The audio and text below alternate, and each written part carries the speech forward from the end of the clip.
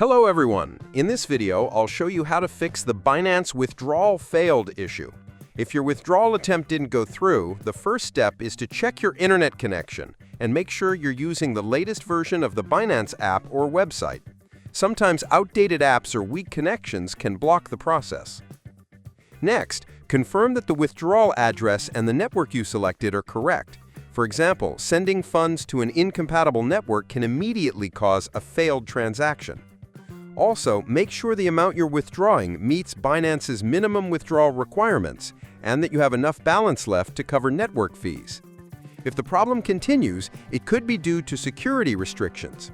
Binance sometimes temporarily disables withdrawals after password resets, suspicious activity, or if your account isn't fully verified.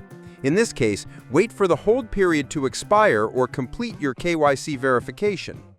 Finally, if you've checked everything and it still fails, reach out to Binance customer support and provide your withdrawal details, such as the coin, network, and time of attempt. They can quickly investigate and resolve the issue. By verifying your details and ensuring compliance with Binance's rules, most withdrawal failures can be fixed without much hassle. Subscribe to the channel for more videos.